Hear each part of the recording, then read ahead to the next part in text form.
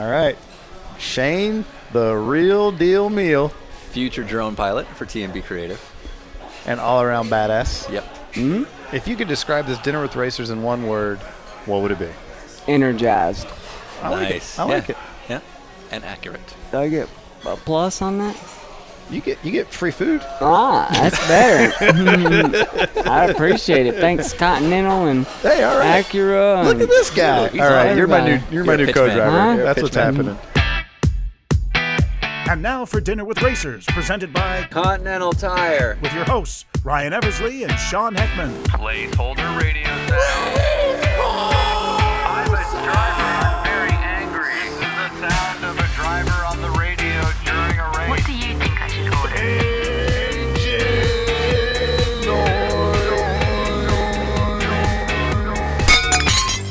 Welcome to Dinner with Racers. I'm Ryan Eversley alongside my co-host and partner, Sean Heckman.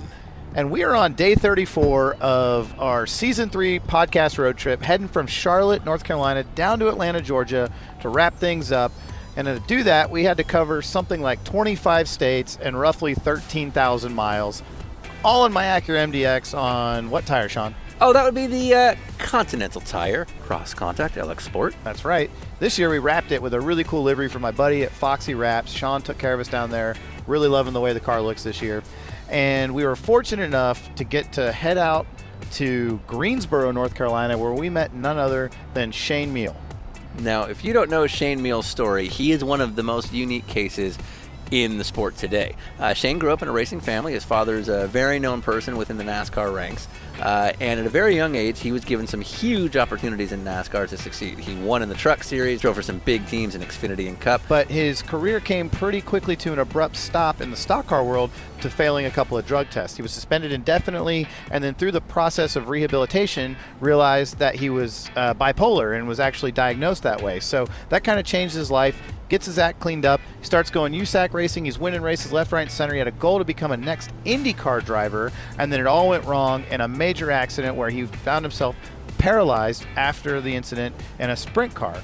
So now Shane has found himself, confined to a wheelchair. His life has changed, but he's not done racing. He's helping coach young guys in racing. He's also a part-time team owner with a sprint car, and has one hell of a sense of humor, and was able to really talk to us about his career. He was very open about previous issues with drugs, as well as how his family has treated him before and after the incident, and just a really neat guy that I'm super happy we got to meet. We learn about things like making 40K in your first Cup race, doing cocaine with members of Kid Rock, and just his modern day life and some of the challenges that he faced. So on National Greasy Food Day, we headed out to actually a place that was not greasy, the 1618 Grill in Greensboro, North Carolina, which was amazing. I had the General Tso's chicken tacos. They were unreal.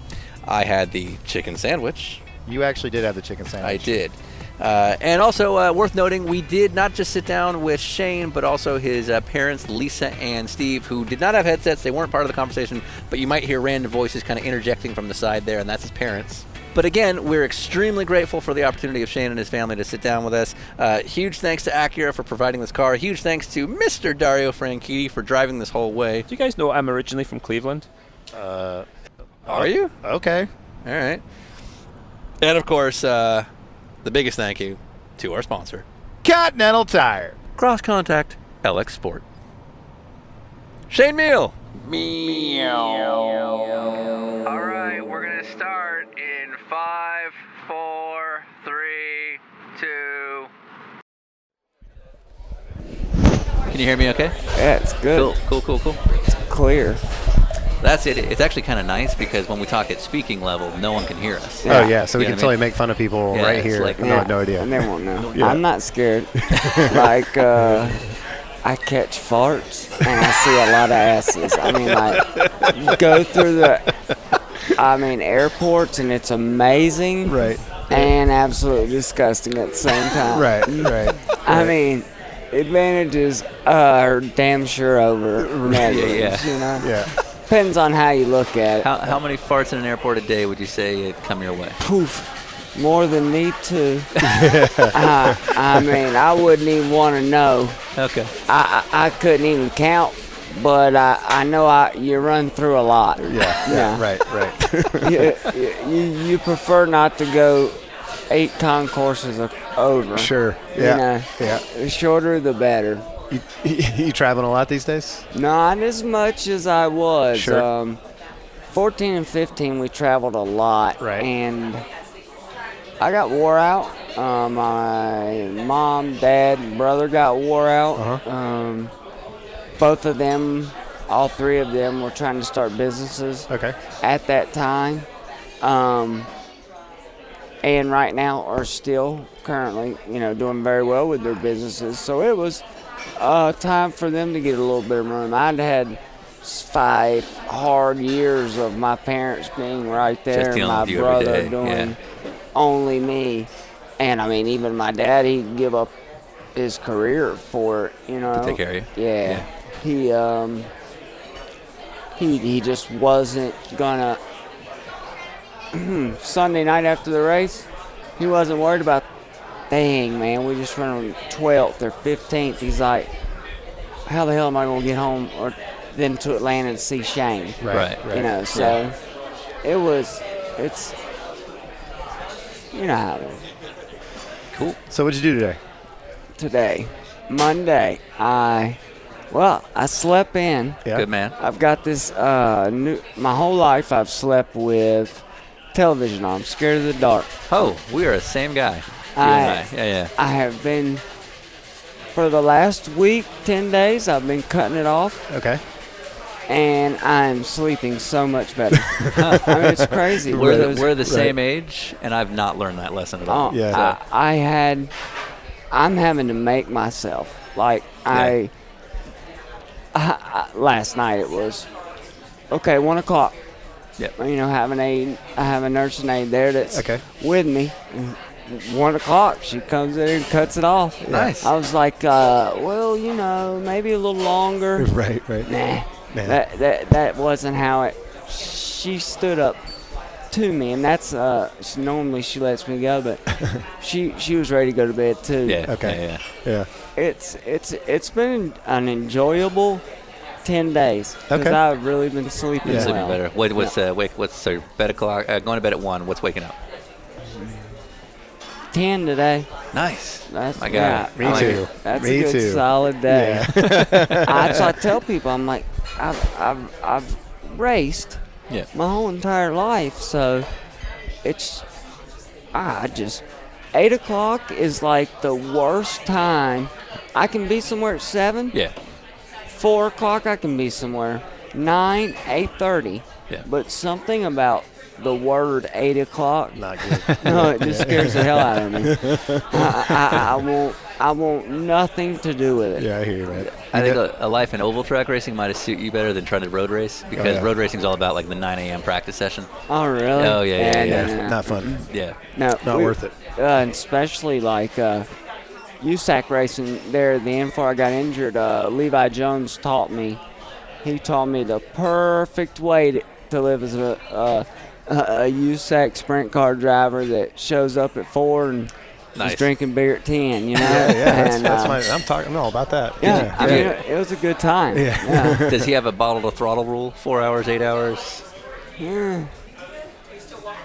No. Fair enough. Sorry, but I'm a little. What is the bottle throttle rule? It's whatever you want it to be. Most people say 4 hours is the absolute last ditch. The term is how late you can drink before you get in the car. Yeah, bottle to throttle. So you So put if down you're the done drinking at 4 a.m., you could do an 8 a.m. practice session in theory if you're a 4-hour guy. If you're a 6 to 8 hour person, you go a little easy. Yeah, I see what you're Yeah, saying. here we go. Look at that Been face there, right there. done that. 4 hours, you know that. I don't even care. I sat on the pole at Texas, and in the Xfinity, and I was. I could only make one lap at a time. I'd have to get out and lay on the ground. No Yeah, I was that.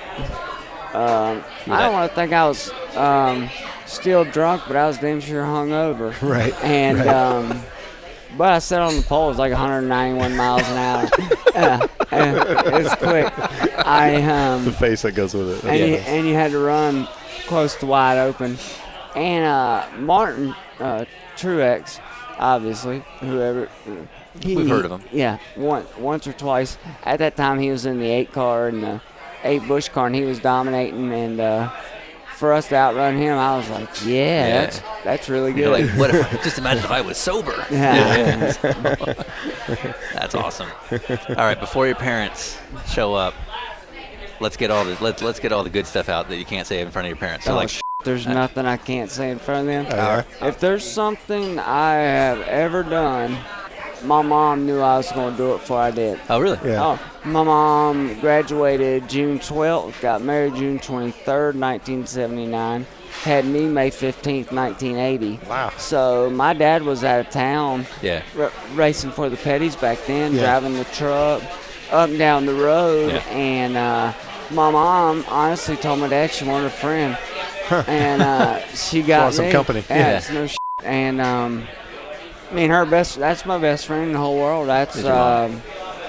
I told her the first time I ever had sex. Told her the first time I had done drugs right off the bat. Really? Oh yeah, that was my mom. I still don't talk about that with my parents. Yeah, man. Never. I'm close like that with my mom. Yeah, I can Okay. tell her that It's- stuff. Yeah. Well, I mean, that's just who she is to me, you know. Yeah. Yeah. I mean, like my mom was the lady that if we were stuck somewhere in the snow, my mom got out and got in the vehicle, got us out. You know what I Right, mean? yeah.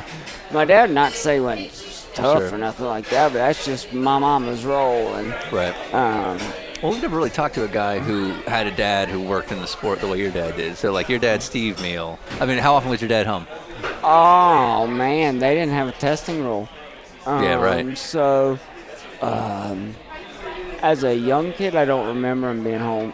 And then in middle school, high school, early 90s, late 90s, our only deal was to be home Monday night for dinner.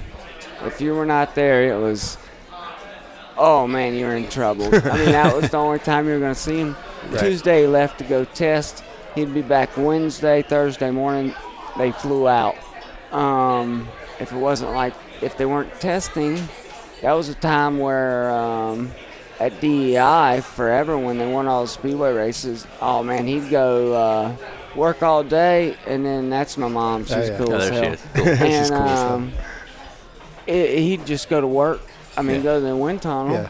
Yeah. 8 to 8. My dad 1 year, I can't remember what year it was. We worked 350 days. Yeah. Right. That's a lot. Yeah, that's only 15 days not working. Yeah. Yeah, right. Hello, Mom. How are you?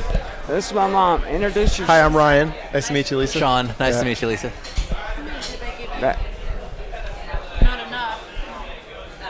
We're podcasting right now. You're free to join. She's like, that's You're fine. free to join. When you get paralyzed or injured, you take a lot of meds, and there's times I feel like my mouth. Stop. No, No, we're keep good. going. Yeah, Yeah, Oh, okay. There's times I feel like it's growing in my mouth almost. It feels like Yeah. it's dry, you know. Yeah. Thank you. And so, where were we?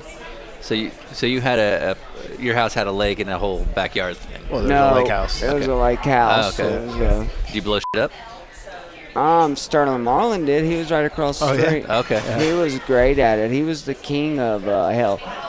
He had quarter sticks of dynamite. Oh, no way. Nice. Yeah. Tape them to bricks and Right. throw them in the water, and Nice. Let it go down. fish would come floating Right, up dead in hell. And he's like a full-on adult at this point. Oh yeah, this It's is, like uh, Grandpa Sterling. yeah. I mean, this is late 80s, early 90s. No, my family bought it in 1990, so this Right. is Sterling's already won the Daytona 500 at this time. Yeah.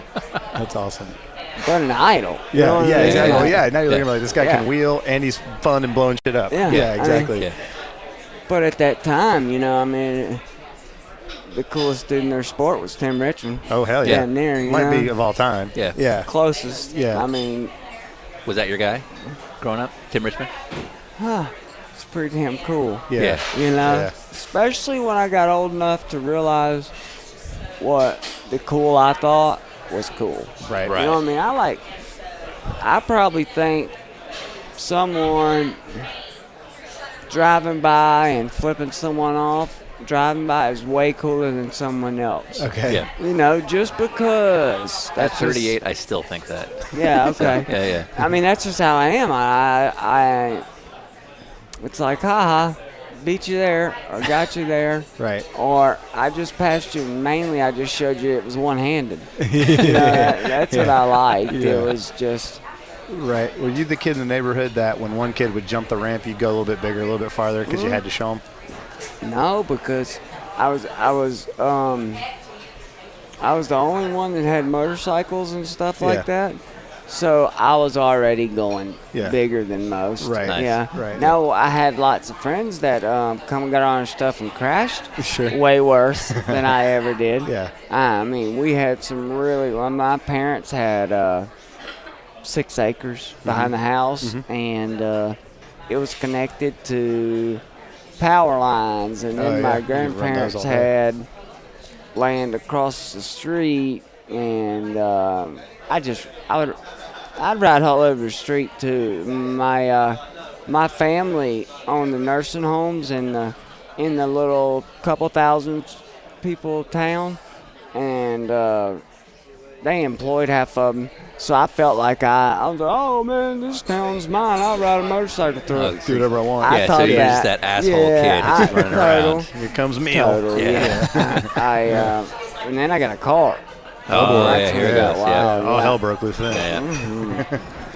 Then you moved into late models? Well, I raced go-karts from about 10 to 14 to 15. I actually tried to race motorcycles. Oh, okay. It was something you could practice more, you could do more, race more.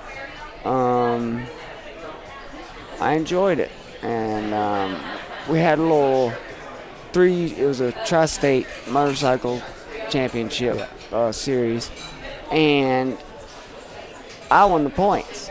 And it was only because the guy leading broke his collarbone with a couple of guys. Yeah, sure. But that got me invited to a real national, Oh, like yeah. a AMA national, Right. and it's at like David Bailey's dad's track, and so Travis Pastrana was in my class, Ricky Carmichael, Bubba Stewart was in on a little 60. Yeah. I was on an 80, Yeah. and I retired that day. I knew that You knew right motorcycle away. racing Yeah, was yeah. not for me. Right. And I went to playing hockey. Okay. I played ice hockey from then on Nice. till I was. You weren't allowed to run late models till you were 16 Okay. at this time. Now, your dad's out 350 days a year, so how are you doing all this racing? Are you doing it all on your own and transporting your own cart and motorcycles? Do you have a guys you're rolling with? I had when I raced motorcycles and go-karts, my uncle took me. Okay. No, my mom's brother.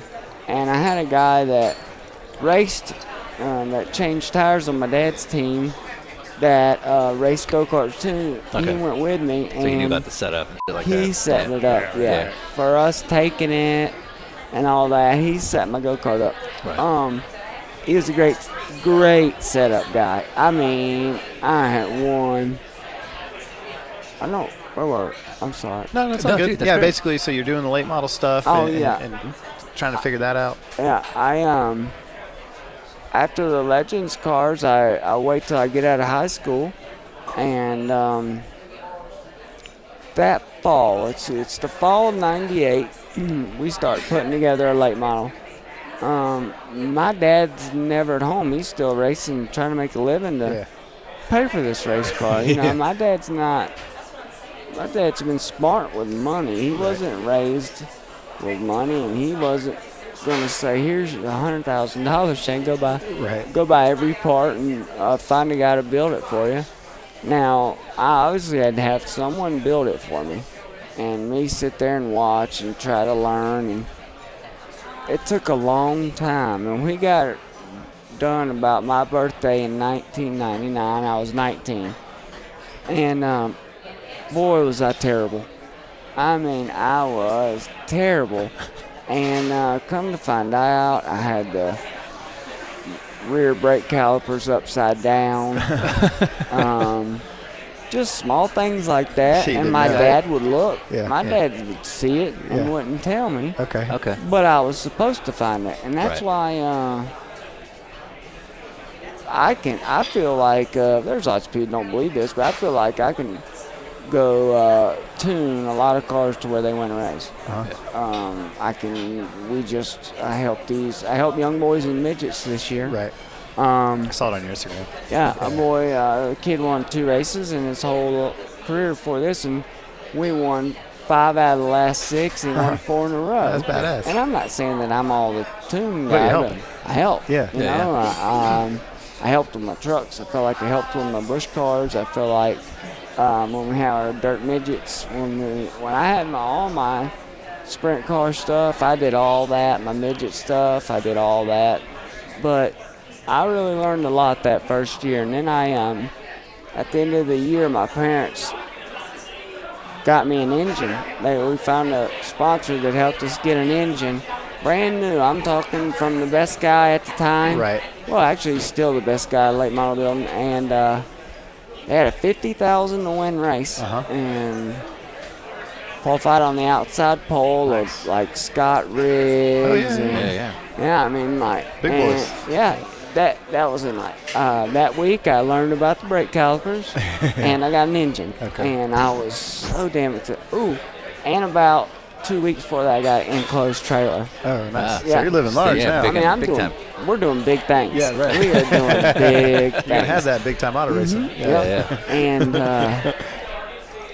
we were passing for second in that race, and me and second got to race, and I ended up taking us both out, or we took each other out.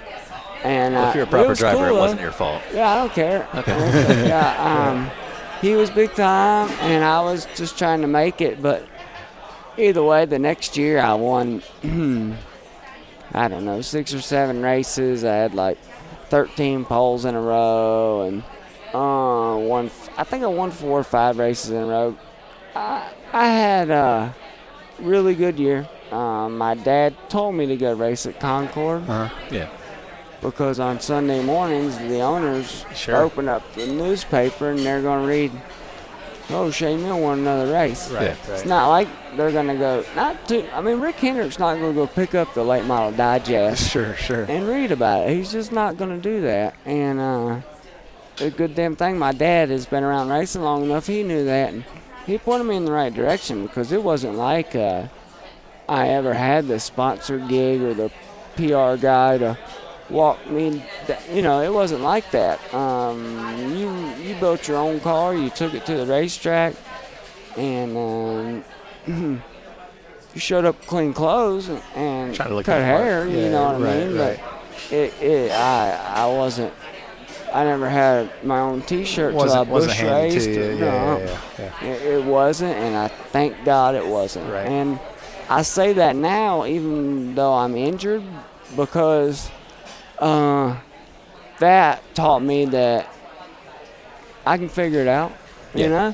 It's like, okay, so I had no clue. I didn't understand anything about suspension or long trailing arms. I'm like, oh my gosh. Yeah. Crazy. Yeah. But and you're racing against these guys, like adults, Yeah, that have been doing adults. this week in, week out. They know every little full tweak. time. Yeah, right. I mean, right. no, I mean they're testing, and we weren't testing. We were getting the car fixed from where I bumped for 12th. Raced like hell. Right, You know what I mean? Right. And it was a good experience, but Now, where were you trying to go? I was trying to make it big time, full time NASCAR. Cup. Yeah. Yeah, and at that time, they were starting to do driver development. And my dad wasn't interested in that. He didn't want me to do that because for $50,000, you got tied into somebody that if someone else called, You couldn't that- do anything. Yeah. Yeah, right. And my dad's like, well, I mean, he said, I made $99.23 a week. It was close as they could get to $100 in tax for my pay. Right. Now I live at home, so it isn't like, but my car chief, I say, who was my buddy. Right. He had to. Me and him both had to live off that $99 shirt for himself. But it was a damn good experience. Yeah. When you look back at your career, was that the most fun because you didn't know what you're doing, you're learning? I thought until I went USAC. Okay. Yeah. I race mean, under. there's it's so professional, very, very, very, very professional. The way it's ran, the way the fans love it. But it's cool and okay with you to go out and have a beer with the fans. They're not going to say, that Shane Hmiel was drunk last night, and they're going to be like, you see him drive that thing sideways? He was drunk as hell last night, too. Which I thought. That suited your style. Yeah, I don't mind that. You know what I mean? Right. I didn't like hearing, he didn't drive worth because he was hungover. Because I didn't. I don't ever remember driving like bad because I had been drinking. Of course, I'm not that big of a hardcore drinker much anyway, but when I wasn't using drugs, alcohol was legal. Yeah, right. And alcohol made me a lot wilder than marijuana. Sure. Pot. Yeah. Pot was my DOC, drug of choice, whatever you want to call it. And that's just what I used. I'm bipolar level 2. Right. So I have Clinically diagnosed. Yeah, clinically. When I went to rehab, Talbot Recovery Center, it's ran by neurologists. They go. It's not just a 12-step program. They want to find out why you use drugs There's or like what medical science makes to you. it. Yeah. That happened in 2007 when you got diagnosed when you were at the treatment center, and then by that point you're 27. 27, right? Yeah. So, I mean, It took a long time. I was gonna say, from what I'm told, you were like using marijuana at the age of 12. Mm-hmm. So I mean, that's a 15-year span before anybody figured something out that this drug addiction is actually a problem. And I'm talking. I got diagnosed with ADHD at 5 years old, and that was 1985. Okay, so 22 years I've been on medication for ADHD. What they prescribe you? Ritalin first. Yeah. That was the That's that was everybody the got, thing. right? Yeah, exactly. And then it went to Wellbutrin, and Adderall, and then blah blah blah blah blah. I can't even. Who knows? There was 1,000. And you were.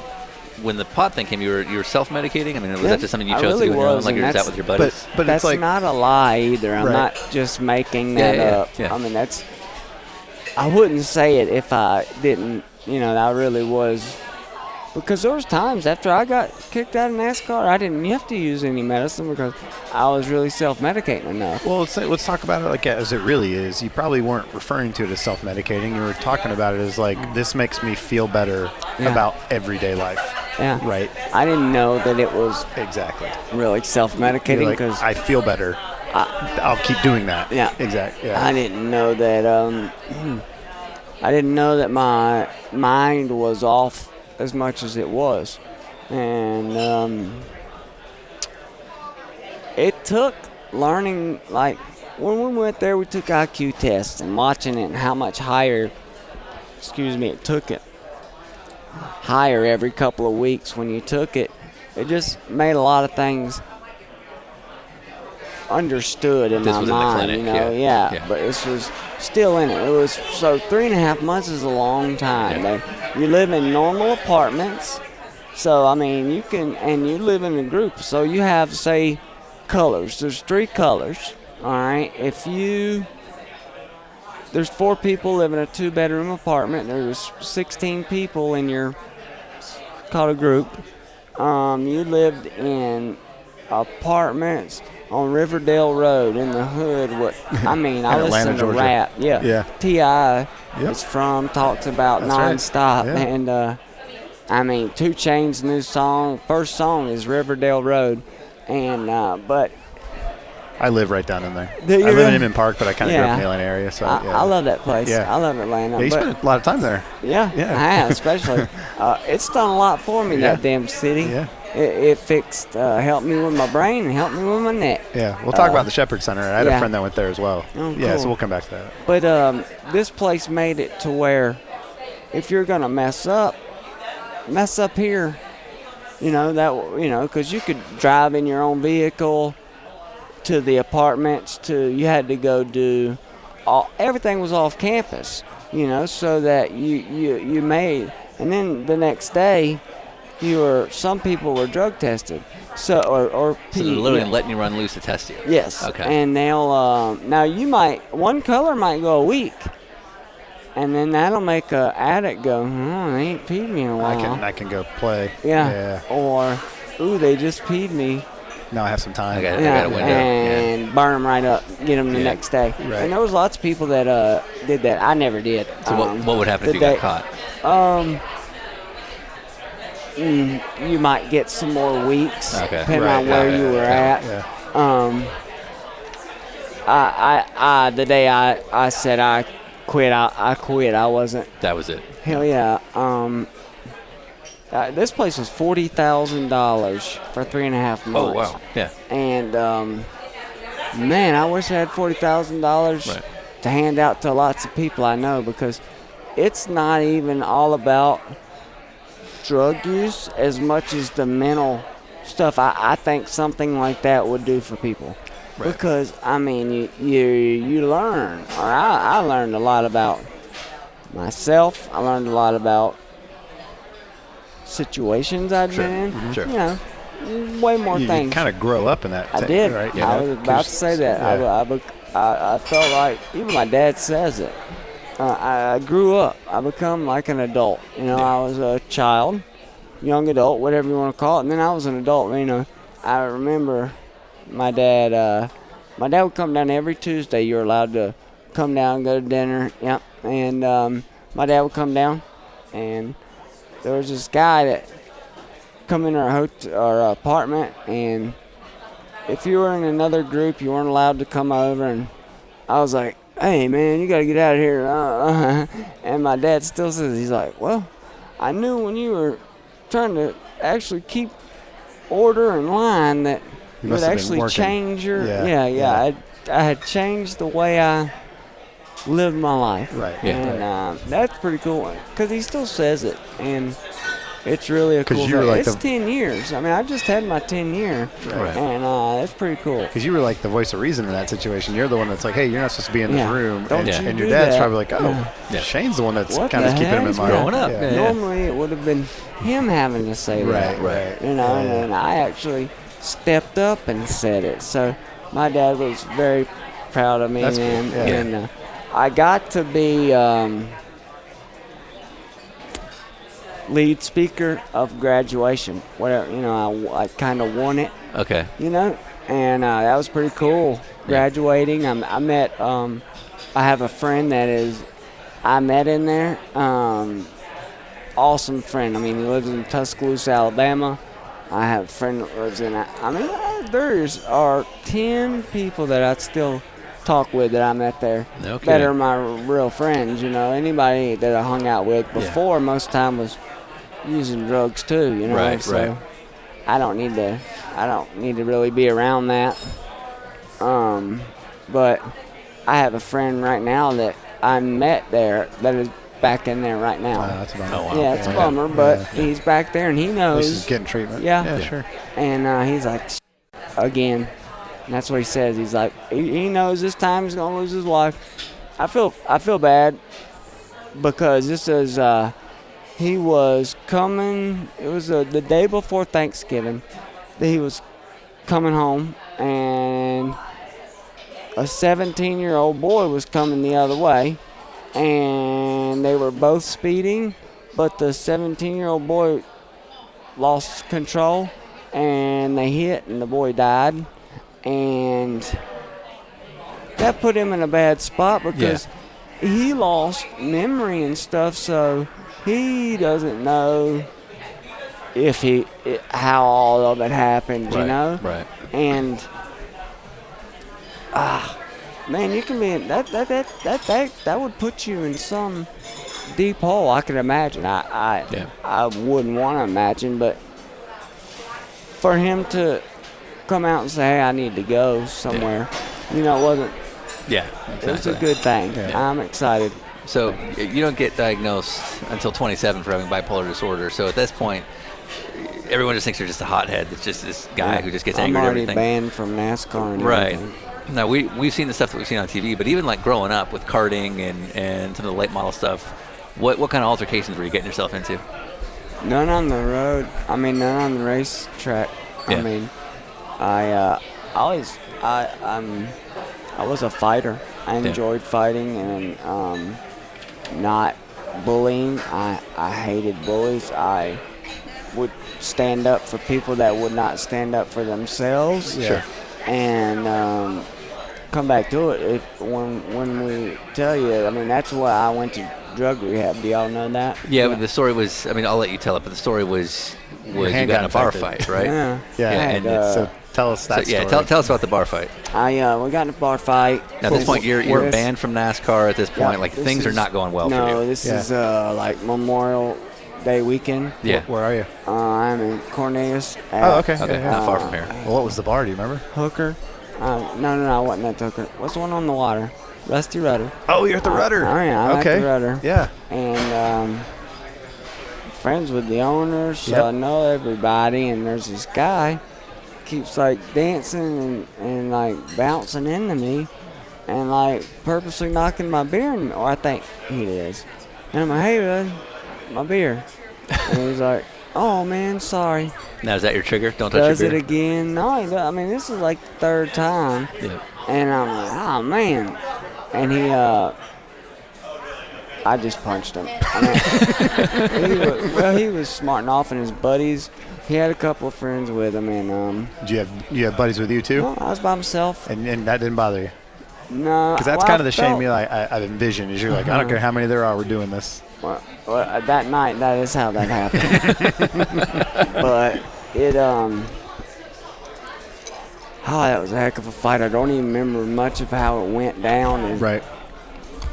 finding out now what bipolar really, I was blacking out. I remember being outside, talking to the cops, and the cops all, those guys went to jail, not me. Yeah, yeah. So it wasn't like I was in any criminal doing. Problem, yeah. And that was about 2:30, and 7 o'clock in the morning, the sheet hit my hand, just the sheet. Yeah. And I about cried. Uh-huh. And I drove myself to the hospital, and I said, oh, I've got in a fight last night. I broke my hand. I'm sure, would you x-ray it, please? And it's all bloody, I'm sure. It's all mangled up a bit. It's a little rough looking, Yeah. And I wasn't going to clean it because it hurt. You're right. And that couple hours there, I didn't even have my insurance card. So my mom drove my insurance card up there, and they said, "You got 2 teeth lights in your hand. We might have to amputate." Literally that's 2 no teeth lie. in your hand. 2 teeth. Because they're like under the skin, right? They're in bed. Yeah. Right. Yeah. You could see the scars right there. Okay. Yep. Oh, yep. yeah. Okay. Yeah. Yeah. And there was a bacteriologist from Somalia. Okay. So, he had fought a lot of nasty stuff with not as much medicine as we've got over here. Sure. So, or I was thinking that in my mind. I'm like, oh, well, I'm good then. Yeah. And I was in the hospital for 7 or 10 days. I can't remember, and that's a long time. Yeah. Especially for Yeah. a hand. Yeah. Yeah. And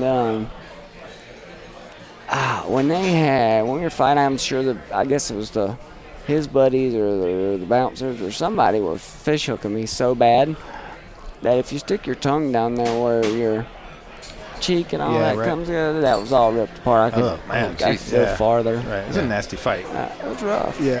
But I saw the kid about 2 weeks later getting my hair cut, and his jaw was wired shut, and Oh, yeah. I'm Did some damage. sitting like this. My brother used to call it the cobra Your hand's because my stuck. hand was pointing out. Right, yeah. And I had to carry it like that Because it's all tight done up. And the blood would get to it if it Oh, wasn't right. You got to above keep it my above. heart. Yep. Okay. Yep. Yeah. So it really looked like the. Shut up! It's funny as The hell. cobra. Yeah. And I was like, that wasn't worth it. He was like, kind of grunting with his mouth shut. Right. And I did. It hurt so long that as soon as my hand got better, I drove to Atlanta July 23rd, 2007, and Yeah. checked myself in. So that was sort of you decided for yourself that was sort of your rock bottom, and you had to get this taken care I of. mean, I'm having teeth taken out of my hand. right. Yeah, and you could have lost your hand from the infection. Yeah. Yeah. And two also, which is kind of something that you need to know. The doctor said it'd have been cleaner for me to stick my hand in his ass than his mouth. Really? And he said, think about that next time you kiss your girlfriend. Oh, man. I was like, thanks, Doc. Man. Who's hungry? Yeah. Yeah. Yeah, let's eat. One of the things I heard you say once was I'd run over you for the win. Hell, I'd run over you for 7th. And then later in life, I heard you say you had made $1 million by the time you were 22. And so that probably played into the fact that you had this attitude of like, man, I'm doing it. I'm racing NASCAR. I'm a good-looking young guy. I'm partying. No one's stopping me. I'm able to be myself. Do you think the money and fame and all that success had anything to do that, or is that you I been was that guy that no matter way what? already. Yeah. Through high school, my dad was the NASCAR guy in town. I Right. had the black Mustang in the 90s Oh, yeah. with the Roush motor. Yeah. At that time, I had the big bag of pot. Right, You know what yeah. I mean? And Yeah. that's just how it was. And girls like that. Of course they do. And Yeah. so I don't know if they liked it, but they acted like they did. Sure. And Hey, who cares? Right? that's just Having the fun. way I act. Yeah, I just thought that's how it was. Yeah. You know, my dad my dad and mom had it set up to where I had cooler stuff than most. You know, my dad worked hard nonstop, like I said, and that he did that only for us, so that we can have stuff. Because he wasn't. He didn't have that growing up. No, Yeah. he wasn't given. You know, my grandfather had a stroke very young, and he was a lawyer, district attorney. Yeah. I mean, really good at what his job, but they had like 7. They're Northern Catholics. You have children until your body can't perform anymore. Right. And lots of kids, lots of people, and you know, it was something that my dad wasn't gonna have. You know, it wasn't gonna be a struggle because, you know, my grandfather could not work, and my dad wasn't gonna lose because of work. Yeah. Yeah. Right. Yeah. So when you're getting to race, you know, NASCAR stuff, are you pretty sure you're gonna make it to Cup? Like when you're starting to do the Xfinity races, or are you like, I don't know what's gonna happen? I don't really. I finished fifth in my first Busch race. Yeah. And it was Dale Jr., Michael Waltrip, Tony Stewart, me. Yeah. They're pretty popular companies. it's a good group. Yeah, I was the first Yeah, you're the Not only full-time guy. full-time in Yeah. the top 5. Yeah. What pressure were you feeling just from your last name? I felt like I had it easier. Okay. You know, I never. It's good to hear you say that, because a lot of people will go the other way. It's, No, I knew at that time I was racing near him.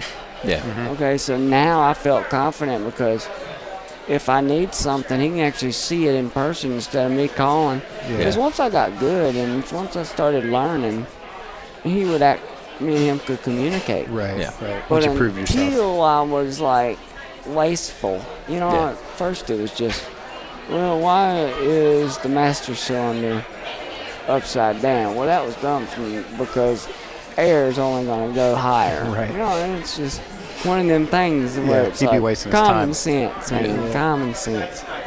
And he would always say, it don't cost anything to pay attention. And that's like that a really lot. good. Yeah. And we did good. We beat Kenny Wallace all that year, and I know that's Kenny Wallace was a Busch Xfinity driver that always going to run in the top 10. Yeah. Yeah. And that was his goal. For sure. So we outrun him a lot, and it made me feel good. Yeah. I felt like we were a pretty good rookie team. Yeah. So you get tested, and this is 03 at this point. Yep. And And that was when they were testing for like erratic behavior. yeah, they Right. it wasn't part of like the routine deal it is now. Jason So what do you think Keller triggered and it? I, well, Jason Keller and I got into I bumped him. He might have crashed that night.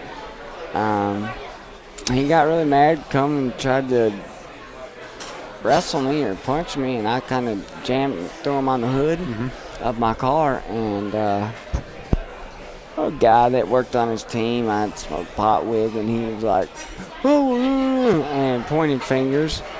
That right there put a flag on me to where I was good, but I could be different. Yeah. You know, I could be having a little. So basically that fight with Keller, because you'd been smoking out with one of his crew guys, as part of that fight, the crew guy kind of ratted you out. Yep, and he sure did. And, you know, at the same time, I was NASCAR officials that same night. Yeah. Yeah. You know, nobody wanted to hear that, and I wasn't going to So there was be a whole big group tattle. of you, and Okay. Yeah, I'm not, I don't know. I don't like to. I'm not You keep to yourself about that I shit. mean, that's me. Yeah. If someone else got caught, that's on them. Right. You know? Right. So, And how often are you smoking pot at this point? every day. Every single day? Yeah. From the time I work. Except for racing days. Okay, you wouldn't smoke on and the day weekends. race. No, I didn't even take it. Yeah. I But didn't like take if practice it is with on me. Friday, you go up to Thursday doing it. Yeah. And even after practice, Okay. Friday night, Okay. if someone took it on the plane, I would. Okay. Oh, okay. Because we're you're right. flying You're private. going around. Yeah, Yeah. of course. Yep. So if they would, I would partake. But I didn't take it with me or anything like that. So at what point, you know, you on record said you used cocaine? Like 100 times, according to Marty Smith. Yeah.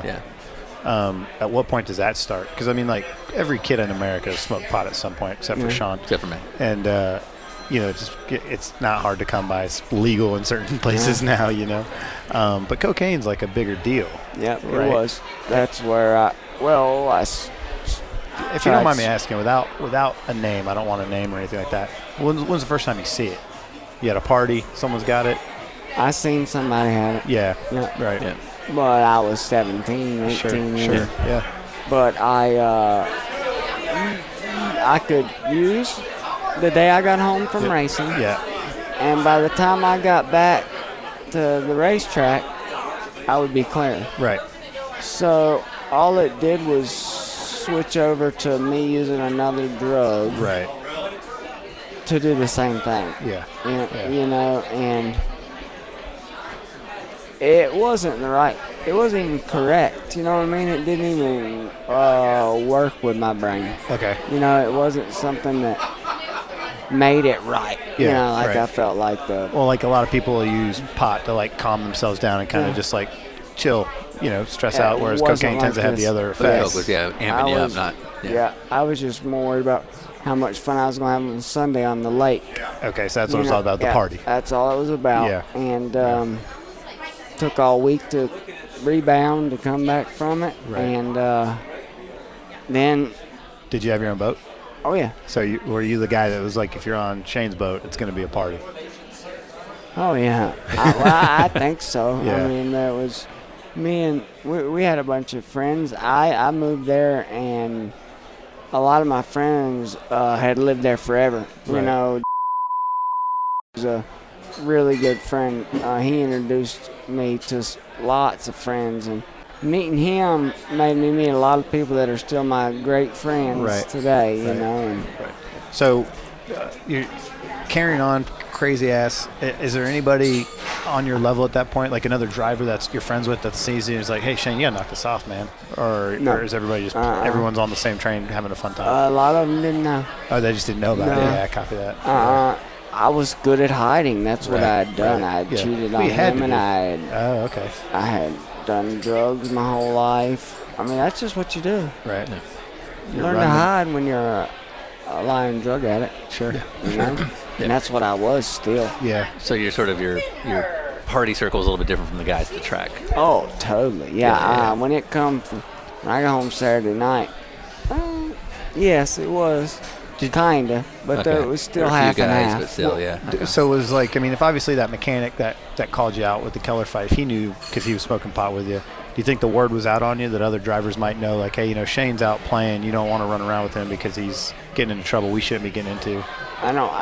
I don't think that was between someone like Thank you. Someone that was kind of to my thoughts like a Jason Keller, he would be someone that would think that way. Okay. You know, but I don't think that, Jeff Gordon didn't think that way. Sure. Sterling Marland, I raced door to door with Mark Martin. None of them were, I don't feel like they ever thought that. Right. Now, you went on record and said that during that time that you were just shitty to people. Yep. And that you were sort of probably more miserable then than you've ever been. Yeah, I was. And I mean, we've seen a lot of the YouTube clips of flipping off Dale Jarrett and crashing into Casey Mears 600 times. Like, what do you remember about yourself at that point? Well, 2004. I was at that time. I was racing for Billy Blue. Great trucks, fast trucks. Yeah. Richie Waters was my crew chief. Right. Total asshole, just treated everybody in the shop bad, and it was just You mean one of those things. You or Richie was a total asshole? Everybody. I mean, he was. Oh, he was. Yeah. No, and he was an asshole to you? Oh yeah, me too. Okay. The week when we won, we never spoke to each other. No. Because we had fought that day. In the truck race that in week Vegas. before we left, Yeah. and we never spoke other than on the radio, and won. And then we talked on the radio. We talked after we won, obviously. So you end up racing. You're doing cup. Your trucks, the whole 9 yards. Getting a bar fight out of the rudder, and you think, all right, I gotta take care of myself. Yeah. So you go to rehab. Because you had already gone through the NASCAR program, which is basically like a couple step thing. Not enough. And it's not enough, right? Well, they Yeah. were trying really hard. Yeah. NASCAR was new at it. Yeah, right. I mean, It's still a new obviously, concept for them. People weren't. They hadn't done any drug testing for. They haven't done any. They hadn't done any drug testing, except since Tim Richmond. Right. So, it was a big area of me lying. Me going, oh yeah, I smoke, but barely. Right. Stuff like that. But You're just trying to get away with it, right? yeah, Yeah. I was trying to get it cleared up as fast as I could and back on the track. Right. Wasn't the right way to do it. So you failed the second time, and this time it's for marijuana and cocaine. No, 3 years just for later. cocaine. Oh, just for cocaine, excuse Yeah. me. Oh, interesting. That's 3 years later. Just, I mean, really, you know what I mean? That kind of for just for coke. But yeah, just only. I should say only. Right. How's that? Only cocaine. I had we went to with some friends to Myrtle Beach, and it was bike week. Yeah. Probably crazy. Yeah, I mean it wasn't really. I didn't take it with me Yeah. or anything, because I knew it was gonna be too close to racing, and yeah, I don't know. It was the beautiful women that drug me into it. Sure. And I come back, and that was on a Tuesday, and I practice qualified on a Thursday, and they said, all right, we need you to test, and I left. I bailed. And I hauled ass. I went and changed suits, and I just got in my truck and hauled ass. Yeah. And my parents were calling me, you need to come back. And I should have never listened to them, Right. really. I mean, I feel like it's a lot. I should have not listened to them. End of story. On lots of things, really. I should just went and hide, and they would have never found me. And if there's no urine, there's no fail. I don't Right. care Right. if they You say, would well, rather you dealt didn't dodging show it. up. Right. You can I don't care. It don't Your mindset care. probably is, Yeah. I can lie my way out of that. Yeah. Dodging is At not as that bad as a time, positive yeah, test. right. Yeah. Like, I don't care. They were like, no, you have to come back now. Well, first of all, what do you think triggered it, the test? Because at that time it wasn't random like it. I don't. Well, I was told that Felix Sabatis' daughter, who is married to Armando Fitz, Oh, yeah? Okay. at that time, Armando, we were doing that 24-hour Bush, 24 hours. Do you remember that Bush series, 24/7? They Oh, followed, the TV show. Yeah. TV show. NBS 24/7. Yeah, NBS, that's what it was. Yeah. And Armando always wanted to joke around, talk junk about our team, and I got bad mouthing his team on live. Yeah. About As you do. financing. Okay. You know, because he was terrible at it, and it embarrassed the hell out of his daughter. Oh, yeah. Because I mean, they're rich, but Armando wasn't. You know, so supposedly she saw me at a Adam Petty event at what's it called? Like a Victory Junction event? Victory Junction. Okay. event. Yep. And it was right around the time Adam had died. Yeah. And there's no way I would show up somewhere like that using It's like a charity event drugs. doing that kind of Yeah, thing, right. it's just, it wasn't me, you know. If I was doing that, it was going to be I was out drinking, At a party. hanging out. trying to Yeah, impress a I girl, wasn't. I wasn't one until I got deep into drugs that I would hold up, you know, and just chill at home. Right, you know? right. But it's a weird week because when I leave, I go to a GNC Uh-huh. and I buy one of those Like pass your drug test kind of kits. Yeah. Yeah. Yeah. drink water, Yeah, water. cranberry Here on the juice. phone, Yeah, phone yeah. drink. How do you know all this, Sean? Because I work in comedy.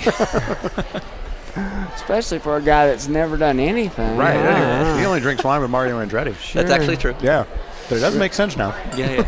Oh, really? You don't drink either? I don't drink unless it's with Mario Andretti. I understand that totally. But is that the only time ever? Only if Mario Andretti's around. Well, no. I used to drink when I was 16. Oh, and okay. I gave it up because I Yeah. saw it was not going to be good if I Yeah. kept going. So That's super cool. I mean, I like things like that. I think it's pretty cool. I forgot where the hell were we? So what you think got you Oh, right that out? week. Yeah. That week was rough because. Oh no! I'm at the GNC. You're buying the kit. I go hide in gas station parking lot and drink water. Drive around, pee. Just flushing everything out you can. Yeah. And I finally come back to the track and I go in and I fail the drug test. And then I go party with 3 Doors Down that night because I knew I was in trouble. And I was good Like the friends. band? You're hanging out with the band? Yeah, I was good friends with them. It's a hell of a way to blow off steam. Well, I'm just going to go with Metallica now. Yeah, it wasn't bad at all. Right then, 3 Doors Down was Yeah, super, they were the shit. super Yeah, cool. yeah. And the guys, they were really nice. I mean, Yeah. they were. You wouldn't think that they're rock and rollers, you know, Right. but that might. Kid Rock was the same kind of way. Yeah, you know? sure. He was actually a little trashier than I thought. And I was expecting trashy, you know? Right. Yeah. So you got to hang out with Kid Rock too? Right. I was a rookie, and I was going to Bristol, and Tony and Dale Jr. had to do a autograph session somewhere near Marshall University. So we stopped in there, and Kid Rock was playing, and Dale Jr. and Kid Rock and Tony Stewart. That's when like Dale Jr. had the Kid Rock car and stuff. You remember that? So I'm on the stage with Kid Rock. I mean, I'm backstage with Kid Rock. I'm backstage with Yes, please. me and Uncle Cracker are tight. You know what I mean? Yeah. We're banging elbows. And you've got it in the back of your head that you just failed your drug test and you're probably in a bunch of with NASCAR and everything. This isn't then. I mean, Okay. I didn't go see that. This was early. That was when you were hanging out. That was your Kid Rock experience. Yeah. Oh, the sorry. Kid Rock. So Sorry. Yeah, fast yeah. forward, you're hanging out with 3 Doors Down, Yeah, 3 Doors Down. knowing now that you I'm probably in just trouble. f***ed up. Yeah. Yeah. I mean, I'm knowing. Like, I used that night Yeah. Yeah. because I knew I Well, she Shit's already at the took the fan test. already. It's too late at this Yeah. point. yeah, flipped the quarter. You know what I mean? Yeah. Yep. So I knew what was going to happen. And then next week is rough, you know, not knowing how's it going, is it? And we're fastest in practice by a lot, several tenths. And they come, Shane, we need to talk to you. You know what this is about. And they weren't going to come and tell me I passed it. Right. You know, Yeah, You just right. wouldn't hear anything probably. Yeah. And they talked to me. I was like, it can't happen, can't happen. Couldn't have happened. And I felt it. They put drivers in it, and none of them really did good. Kind of made me feel happy on that note. Sure, right. You know? Kind of like one but, small bright spot. Yeah. A bunch of bad ones. Yeah. I think, I'm like, oh, man, it'll be okay. Because really, at this time, they were going to just give me 2 years. I was done till, this was 05, I was done till 07. And they already said it. You're done till 07. Cool, got it. With them not, they hadn't started testing me or nothing. I didn't know. I mean, so they just called me randomly and like, hey, go. You're at home or something, or Yeah. yeah. Mm-hmm. They came to your house, or did you have to No, go there? called. I have to, there was a place anywhere I was at, they would have to tell, I'd have to tell them. And they're, There'd be a center somewhere near there for some yeah, random you gotta be there inspection. within an hour or 2 hours. I Yeah. can't remember what it is, but it was Now, did you try during that time to keep clean? no, Okay. no. I had I was like to the point that I was like, that's what I am.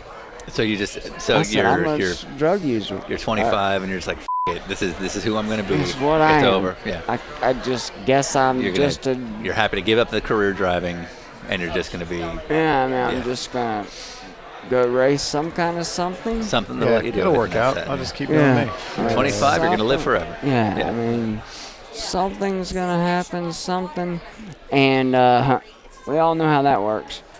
But I got to where owned a landscaping company.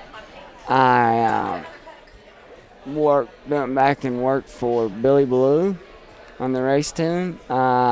They made me run errands. They hated me. I won the first race for them, but they thought I stole from them all the time, and I don't really know their issues with me. For some reason, they disliked me, and but I would get to line the cars up, work on other stuff, but mostly I ran errands. Okay, sure. But I was a professional errand runner, I Yep, believe. right. But- and then I won't go to rehab, and I get out in October of 2007, and man, I'm not lying, my life has been so much better, and not in me saying because I'm not using drugs. I mean, like, really better. You've got like You know a what I mean? clarity Like, that comes with yeah. I come out of there, man, clear my mind, drive, and not to go right back to racing, not to go. Like this is part of your catharsis for yourself. Is I that mean, I'm really I enjoyed right then being accountable, understood as a human. You know what I mean? Like on medicine that worked with my chemical imbalance, because I mean, believe it or not, I mean, people can say what they want. Your body's run off chemicals. Yeah. At least up here it is. Yeah. And And so you made the decision at this point, racing is just sort of part of kind of the bad side that you didn't want to be part of anymore. well, not that as much as I wasn't worried about it as Copy. far as if it jumped in my life, it would have to jump in my life, you know, because you're I not going was- to dedicate your entire I life wasn't seeking it even out. worried about it. I wasn't even worried about it. For sure driving. Okay. For sure not driving. I didn't want to go after driving again because I didn't know where that would put me. And you'd have to give up, I mean, beyond the fact you're now on an indefinite suspension with NASCAR, you'd have to give up your entire life, which makes you very vulnerable to bad influences. Yeah. So, I was just more worried about waking up and knowing that I didn't use the day before. yeah. That was That's pretty cool. pretty important. And Man, 6 months later, Lauren Rainier came to me. Yeah, I met Lauren. Yeah, and he came to me and said, he come pick me up at, my dad had just started at Ganassi. Yeah. Well, my dad had been there 4 or 6 months. And I'm at Blues. I'm working, I'm the secretary at the time at Billy Blues. And he just shows up, so let's go to lunch. Cool. You want to drive anymore? Yeah. Are you done driving? I'm like, I don't really know. What am I going to drive? I'm like, hey, I ain't make any money. Might as well learn to do something to where I can make a living. I'm quarter of a century older. I'm 27 years old. I need to get my together. And he said, man, I've got a little bit of funding. If you can put together a little bit of funding, you go USAC racing. There's a lot of guys that make a living. You're not going to be a millionaire. Right. But You're not going to go hungry. $100,000 is a lot of damn money when you just got to play around. Yeah, right. You're just You get to go play playing. race cars? Yeah, you're right. playing. And this is what, 2008? Yeah. Yeah. So, Brian Clausen is driving for Ganassi at the time. Tim, his dad, lined us up with the deal and set it up. Great. I mean, I won first midget race, won second midget race, won the first sprint car race. Run second at my first national event. So at this point, this is the career now. You're going to be a USAC driver. I'm going to try. I'm actually going to try to. I want to go IndyCar racing. Right. That was the Okay. plan, be the next American open wheel star, right? That's Open what I wheel, wanted to do. I Even though it felt was- like.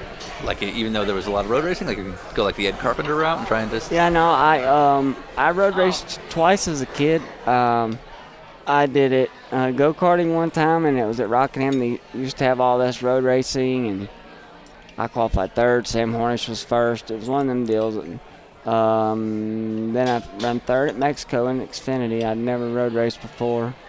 And it wasn't, I'll tell you if I looked up into it. I actually raced my way there. It wasn't like I just pit stopped and fell into it. And you're not making NASCAR money, No, but you can. But like you we talked can- about this with Brian, yeah, you can make a I mean, living. you can make a good living. Yeah, yeah. The fans Have are a really good into time. it. Yeah. Sell T-shirts right there. Right. For gas money, for beer money. So- there was lots of really, really cool opportunities. I knew that I was going to have to learn dirt. Yep. I knew that I was going to have to learn to run bigger cars on dirt because I had run some late models. And all you've been doing when you were a kid was karts and late models. Yeah, I've done So a few. Silver Crown, midgets, None of that. none of this was new to you, or was old to you. No, first time I got in a open wheel car was 2008 when I got in it, and I won the first. I was lucky, but I had drove so You've many raced a more lot. laps. Yeah. Right. Compared to anybody, and so it was easier for me to feel Kind of pick it and up. understand. And, grab. Now I wasn't gonna win a race yet against the big dogs for the simple fact that the cars wore the tires out faster than I would have ever thought. I mean, Okay. a 25-lap race. Yeah. I was a rookie. Casey Kane was a rookie. Yeah. So that year I was like, man, he was who I was worried about. But I was like, I've run too many 300-lap races. He's not going to have anything. He's running 25 lappers. Those cars changed way more than 25 laps than a late model did in 300 laps. And And the track changes quite a bit too. Oh, right? yeah. Yeah. I mean, pavement, dirt. I mean, you could be running pavement and the line change, And that's cool. That doesn't happen very much, Now this whole time Boring. you've been through rehab and you're clean this whole time. Oh, yeah. Yeah. Oh, yeah. Yeah. All of it. Yeah. I'm still, I drank alcohol some, but I don't consider myself I wasn't alcoholic, so Right, that wasn't what we I had feel to like go. I was all right. Yeah. You know what I mean? I don't drink now. But Did something fill the void? You know, like some people will go through rehab and they'll come out and they find exercise or religion or art, music or anything. No, just right back to racing. well, see, it wasn't right back to racing nonstop every weekend. Right. Because up there you have to. It's like anywhere you have to buy your way. Right. Pay, Find a way in. Somehow. Yeah, whether they don't care who it is, you have to always pay for your own ride, Yeah. whether Yeah, pay someone something. else does it or Right, you, or right. you know. But you did some cool shit. I mean, so like you're not used to driving these kind of cars, and yet you're out running midgets with some of the biggest dogs out there. You win the Hoosier 100, which is like one of the, if you're from Indiana, that's the one That's you the want to big win. guy, Yeah, Big deal. The Rich Vogler Classic, the Pat O'Connor, right? Yeah. And you, nobody just takes the midgets and wins that stuff in the first couple of years, and yet you did. Well, like I say, I had lots of laps, good equipment, good cars, Confidence. confidence. Because when I first come in, I won automatically. Right. I won the first couple of races. They stuck me in divisions to where I could win. Yeah. So that I wouldn't be racing dead last and not even understand or learn about the car. Right. I mean, it was a good program. I know a lot of why Brian Clausen was a smarter racer as he is because the way his dad did it. Because Yeah. I've seen his dad do that to several racers. Okay. So you get to Terre Haute, and how much do you remember that weekend? Oh, I remember that Tuesday I was testing in Toledo, Ohio, and I walked out of McDonald's on that Tuesday, and that's the last thing I remember. Really. Really? And then I remember waking up on the plane ride from North Carolina to Atlanta. Yeah. Remember I woke up. No. A lot of people were around me. It was weird. Yeah.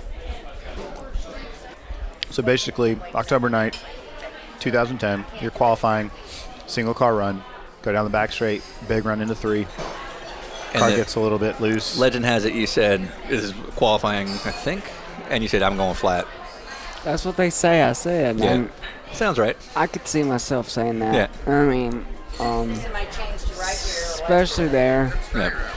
Yeah, I mean, they changed the setup on the car, but they knew that I was going to run wide open, and that but I was probably going to set quick time. I was fast in practice, and got tight, and it just if it had been a sprint car with an aluminum motor in it, it'd flipped out of the park. Yeah. But it having that But couple $100 steel block, it just this was a Silver Crown stayed car. down, yeah, it which is just- heavier. Yeah, because it gets up on 2 wheels, Yeah, and pops it- back, pops up there, and then it basically, the top of the car impacts the wall, the perfectly horrible angle. Yeah, Yeah. I mean, Just it the was worst way it almost. could happen.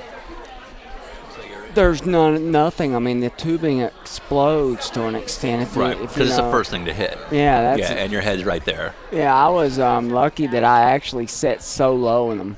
I set so low because I was so short anyway, but my head was around my knee. They said when they got to me that my head was around there, and it's not. Well, and it took. I mean, I only see it. I look at it, and it's just smoke. It just bent so much down. But if I was building a racetrack, I wouldn't put the upper wall. Right. Yeah. Yeah, it's kind of I mean, wondering why that it's there. wall, they don't have that at Daytona. Right. Yeah. Or Right, Talladega. yeah, yeah. Or, you know, and I know they have safety barriers now, and I know that's probably cheap, but that's not good for anybody. Yeah, right. Yeah. I mean, Perfect of course, mine was the perfect timing. It would have, you know, it was one of those things to where the way I crashed isn't something that happens a lot. Yeah. You know, it's very rare. But it only takes one. Yeah, I mean, So you've watched it. It sounds like several times. oh yeah, I watch. It doesn't bother me. It's Yeah. fine with it. It's life. I'm real weird about reality. I like reality. Yeah, I And get it. it is what it is. It is what happened, and it's something that I've fought through, but it's also something that has made me who I am. And I don't mean as the fighting through as much as like I feel like my goodness, it sounds stupid by saying greatness. I don't mean that. I mean as in my clout. I feel like I'm worth more. Yeah. Because I went through that. People always say Shane Hmiel didn't have to experience. He got into racing because of his daddy. Blah. And it's like, damn, man. Okay, fine. I broke my neck. I'm fighting back through it. Is that enough for me to make it racing, guys? Come on. But because I've heard that my whole life about, oh, Shane, if blah, blah, blah, who'd been racing late models at Caraway for 20 years, if he'd have got the ride, he'd have been good at one damn track, Caraway. Which, that's just how it goes. And, So your first. Go ahead. Well, I'm going to say let's walk through the incident real quick because most of our fans are road racing based, so they might not really know the whole deal. So you get airlifted immediately out of the racetrack. You have a massive head injury. You have a fracture of your C4 through 7. C4 through 7. C7, excuse me. Tore my carotid artery. I threw up in my lungs. Yeah. Aspirated, I think that's called. Okay. And they had to do a trach? Afterwards. They didn't have to do. Because of the fluid? Hey, Mom. Why did they have to do the trach? They do the trach because you can only have a vent down your throat for 14 days. Oh, okay, right. Yeah. And that's how, in the beginning, that's how they run his feeding tube and all of his antibiotics was down through the trach to get to. And then eventually they do the trach, and then they do the stomach. He has 3 holes where they ran his feeding tube and his antibiotic tube. And at one time, he had 18 drugs running through his body off of pumps. They were infection. They knew he was going to have really bad pneumonia because he had aspirated so bad. They knew what was in his lungs was in his stomach. Right. So they knew that they had to do 18 hours worth of neck and back surgery that they wouldn't have done in 4 days. They had to do it Right away. No, they had to do it back to back. Because they knew they were going to have to. There's only 1 out of 3 hospitals in the country that has an upside down bed. And they knew that he was going to get pneumonia so bad that he was going to have to go in it. It's $18,000 for 12 hours. Yeah, sure. But then on top of that, he got ARDS, where your lungs hardened. So his room was, and he had a fever of 105. They put him in a room of 55 degrees. And they would put a pad. He was upside. That's the only time Shane never looked normal. After his injury, all he had was 6 stitches right here. His face didn't swell. His head didn't swell. He wasn't black. He wasn't blue. His chest wasn't even black and blue from the seat belts. Well, they didn't stop me. The seatbelts, you mean? The seatbelts didn't hold me. Right. So, the damage was from the head impact So and everything. they knew that. So they made his room 55 degrees, and everybody would take 2-hour turns of sitting while they rocked him in that bed upside down. That's when his face slowed. And they'd rock him, and you would just pull out what was coming out. Did I lie when I told y'all the food would be good here? No.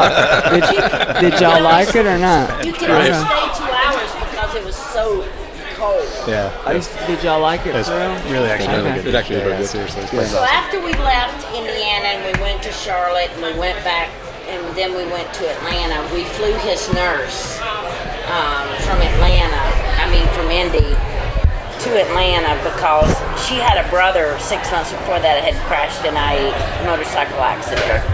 She only worked two 12 hour shifts a week in neuro ICU. When Shane came on board, she said, "Look, I'm every day here. I have to save this kid's life." She was only 26, and it was because he reminded her of her brother, and but she wouldn't pull overtime unless she could work with Shane. Yes. And it was one-on-one. Yeah. I mean, it was that bad. And she finally came to Atlanta the 1st of December after we got there, and she said, "I really don't know what part of that you didn't understand, but do you realize how close he was to death?" And I said, "Never." I always knew if he heard my voice, he wouldn't die. That's awesome to know. He would fight to the end because Well, he actually did die 3 times. he flatlined 3 times. Only when his brother walked in the room. And we walked in one time and he was flatlining, and I got behind a medication cart and about flipped it over, and the lady said they're doing all they can. And I said, "They let him die, they're not." But it wasn't that he was really dying from his injury. His spinal cord was just sparking. All right, well, let's keep Okay, yeah. Let's keep going. I'm sure it'll stall out. So You don't never The remember meatloaf! being in Yeah. Indiana. So you wake up. You said you remember being in the plane going Yeah, flying south to to Atlanta from North Carolina. Yeah, I woke up and my mom and nurses were around me, and then I got to Shepherd's, and it was The Shepherd Center in Atlanta, which is like one of the best spinal rehab facilities spinal in the world. cord, brain injury places in the world. Yeah. And they just kept saying Shepherd's. Right. And I remember when I found out what it was, that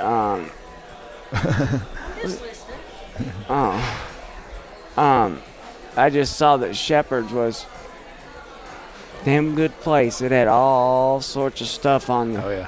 I mean, you go through there and it's just poster, cover of this magazine, cover of that magazine. Yeah, they've won it all. Yeah. So it looks like it was the place I needed to be, and I had the right therapist. Right. Every therapist I had, I looked into everyone. I feel like even today when I go back there, my PT is now the lady that runs all the PTs. Okay.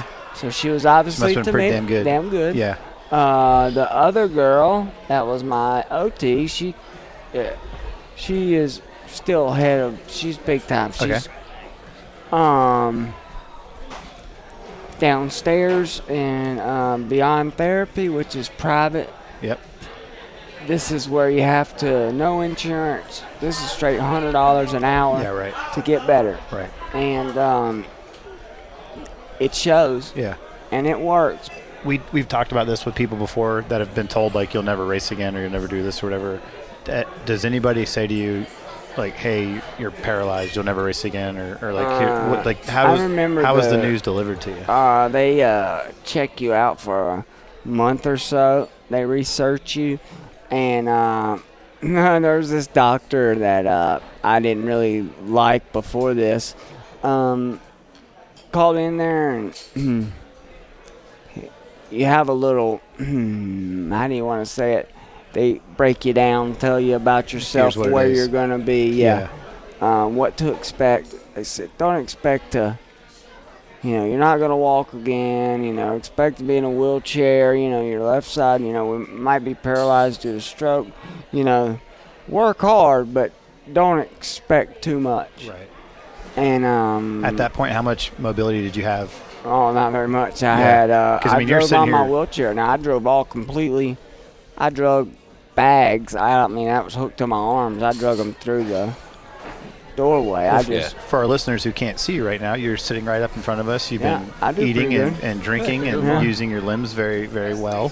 So for going from not a lot of motion at all, right? No, I remember moving my thumb. I thought that was awesome. Yeah, right. That's really, it was day, like, right? I was like, Yeah. And now I can move toes on both feet. I can straighten my right leg You out. were juggling when you rolled in here. We were like, dude, man, he's on it. Yeah, not bad, huh? Full on Willy Wonka move. Yeah. But, I mean, really, I have improved and done so much more due to the help and workout and the great people that have been behind me. Because if you can't do any of this by yourself. Oh, yeah, no and way. that is, I mean, I have more love from my parents and brother and friends and people that are around me than anybody I know, just because the way they show it and take care of me. Right. You know, and there's times that I flip out and I yell and I Sure. Everybody has a bad day, right? I don't mean to. You know, some days my day might be bad. Yeah, right. And the way I show expression is only through my voice, because I don't have anything else. So even if I'm not, that amped up, it sounds like I am. Right. But I sure am grateful and glad to be where I'm at. And it sounds stupid. I did everything I wanted to do before I was 30. Yeah. I mean, as a kid, I just said I wanted to race NASCAR. Yeah. I just said I wanted to race against Mark Martin. Okay. And I did that. Yeah. And even in Cup, I did it in Busch and Cup, and that's all I really cared about. And so I did that. I won a truck race. I had some Busch poles. I won on dirt. So I'm content. That's why I say I would really like to make some steps in the paralyzed field. Okay. See what I got going. I do the robotic legs. Okay. Walking. I'm the international study, because my brake is so high that they can't sell them in the United States. But like what they'll do is they'll send people from Denmark or Germany or Switzerland over to use me as, they're like, okay, get up in this and you'll go walk. And I mean, and it works like a Segway. Okay. So if you lean, legs work. Right. Well, see, I have feeling. Yeah. I know when I'm tilted. Right. I know. I have all that. Most paralyzed people don't have that. Okay. And like I feel everywhere. Yeah. So I have feeling to where I can keep my hips forward enough to where it's going to walk. Yeah, you can make it work. Yeah. I understand that. Yeah. Most people can't feel that. That's huge. Oh, yeah. man, you ought to see me on it. Yeah, I'd love to. If I could, hey, Dad, aren't I really good on them walking legs? I mean, really, not being funny. Yeah. And it'd be something that I would be able to figure. I think that I could use one day without walkers. Yeah. And then this Segway, when it's done, the one I use, it electrically stems. You're talking about? Yep. Every part of your body, it makes sure it fires like your leg is firing. Exactly right. So it's going to, while you're walking, it's building your muscle just like it is, because that's a lot of the problem is paralyzed people lose muscular, and I mean bone density and all that. And, that's why I'm so lucky with being able to stand and getting Feel up it. and all that. Huge, I've got a lot of I've got good bone density, and I've got good opportunities and strength, and I've got to do a lot of things only because of that. Because you have that. Yeah. That's good, man. No, I'm down when I hurt. Sure. Yeah. Because I have a super pubic tube drilled into my bladder. I have a tube drilled right into my bladder. Yeah. Okay. So that gives an open wound. So I can stay sick all the time. Right. Where UTIs. Yep. I mean, it's like some of the worst pain. And it's like, man, it's like somebody's got a lighter. Right. Yeah. It's like, oh. Sean has that same sensation. Yeah, but that's chlamydia.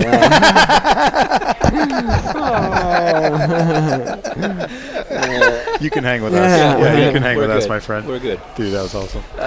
So the rehab process, I mean, I assume it's different today than it was when it all started. But I mean, is it a 7-day a week, 10-hour a day kind of gig? I wish. I'll go from 10 to 11 on Tuesdays and Thursdays. to a guy that is a 3-time Guinness Book World Record holder. He picks me up right out of my chair, and first thing he does is lift me up and throw me on my feet. Right. So actually, he's got me standing there balancing me like like you would. And I do hand therapy after that. Yep. On Tuesdays and Thursdays. Yeah. Could you drive yourself here? Oh yeah. Yeah, I thought that's awesome. I thought I saw you drive up. That was my Black Beauty. We're gonna have to get you. You have to get a wrap on that thing, like our I know, Acura. right? I know. Yeah. You You got get to, me a ride, a sponsored factory deal, and I'm yeah, on. Hey, Well, I need teammates, I man. know. We gotta Drive get with me. we gotta get his driver ranking. Yeah, You were NASCAR, you might be gold. Yeah. But mom and dad are out of here. Okay. Yeah, cool. Now I can Now we start. tell the real I can really story. start It's partying. past that. Yeah. It was nice meeting you. Nice meeting you. Take care. So, speaking of driving, you got to drive a stock car at Rockingham with the Accessible Racing Group. What was it like getting back? I mean, you're obviously driving on the street, so it's not like you don't have that sensation, but they basically had a hand-controlled stock car. Yeah, they had it just like I drive in my van every day, and it was so awesome. It was something that they brought up. A guy brought up Brian at a, I think he's from New Hampshire, brought up an awesome idea and put it in there. The seat moved out, the door open, so all they had to do was lift me in, throw me right in the seat, and it would roll back in there. And when they brought it up, it was such a cool idea. I wanted to do it, but then when they said that 2 wounded veterans were going to get to do it, one an amputee, and the other one was an amputee, but he had whatever you call extension. Okay. Prosthetics. Prosthetics. I knew that word. Yep. Prosthetics. He had prosthetics. Yeah. And man, if you'd have seen their eyes when they got to do it. Yeah. One guy I ended up keeping up with him. I that's cool. saw on TV a little bit ago, a couple years ago. He ended up getting married. Oh, cool. Good for him, man. To the girl that he had there that day. Yeah. So, yeah, that was unbelievable. I averaged 101 miles an hour. Nice. Which- At Rockingham. Yeah, too fast. That was way too. But I. So, were you fastest on the day? No. You weren't faster No, than those boys were faster than me. Really? Yep. Because they didn't know better? No, super close to crashing? I felt like I wasn't too far. I had a brain injury to where I didn't need to be injuring this thing again. So- I wasn't 2 years out. So you got a brain injury and got smarter, sounds like. I somehow Yeah. did, yeah. I mean, I hit my head hard enough to where it was out of service so long that it impact and just regained so much. Right. You know. You got perspective. Yeah. Yeah, exactly. I got you. I understand. I see and understand results. It can happen. Yeah. Is your impression of what the body can withstand increase now, knowing what you went through, seeing what you're able to come back from? Yes, until I go to Shepherd's Yeah. and I see someone that just dove in the water That's exactly and what will happened to my friend. never move again. Yeah. You She's know. lucky that she has mobility, but yeah, some people don't. A lot right? of, I know a guy right now that's at Oxford right now. He just graduated in 3 years from Duke. Yeah. He's the Mac Daddy. He'll be the next president. Yeah. I really honestly think that he's one of them that smart people. He's driven like that. Right. And the only reason he can move now is because he works so hard, but he can't. It's not a lot. Right. And Well, you said when we talked a couple days ago, you started going back to school, trying to figure it out, and you're like, man, going to college at 37 with a brain injury is f***ing hard. Yeah. And I was like, yeah, I can understand this. Yeah, I wouldn't need a brain injury to tell you that. Yeah. Because for Man. me, I suck in school. I'm like, well, I'm actually trying to pay attention. Right, now you Yeah. want to do a good Yeah, job. right. let's see. I'm flying drones. Uh-huh. Oh, Oh, you're flying Yeah, drones. Good for you. Okay. Still got my hand eye. You can do our videos, so yeah. I've been doing that, and I just got the best one. You know what I mean? Like the. Yeah. Sean has a nice one that he does like videos with, so which he one might have you to got? hire you. I got the DJI Phantom Raw, or Inspire Raw. Oh, you Yeah, got we that spent some one? money, yeah. That's like Oh stupid. man, Yeah, that's stupid the good. Mac Daddy. Yeah. I we got Phantom 4. Oh, that's a good one, though. Pro That's a great Plus. one. Yeah, Yeah. Pro Plus, excuse me. Yeah. All right, But well, now it's not. Well, you may have a job. that inspired. One day I will be good at it. That's why I'm going to school, because I have too many friends that own real estate companies that want prettier pictures of real estate, right. you know, houses. Cool, man. I'd like to fly into neighborhoods and give a tour. If someone's going to buy a house, this is what it looks like going through the neighborhood, pulling up. Well, when you're ready to move to LA and chase some LA girls, you can work for us. The money is terrible. The money's terrible. I'm fine with that. We're going to put you on the podcast trip. Yep. I'm fine. You can drive. Well, we'll have to get some. We'll have to get take some care of it. steering controls. Yeah, that's all good. But no, I mean, I really had a great time already expressing everything with y'all, telling y'all so much that I'm ready to move to LA tomorrow. Well, you better watch those words, boy. No, You say that really now. am. You say that Weird now. people out there, man. You see I'm how I- learning to. I want to get the. I really do want to learn it. So I start off at photography, and then I'll work my way up to video, I hope. Okay, so drones, so production seems to be what's caught your eye. Yeah. Yeah. It's because I know a lot of people that do it that are that don't even have style, if you know what I mean. And there's He knows You exactly. watch your mouth.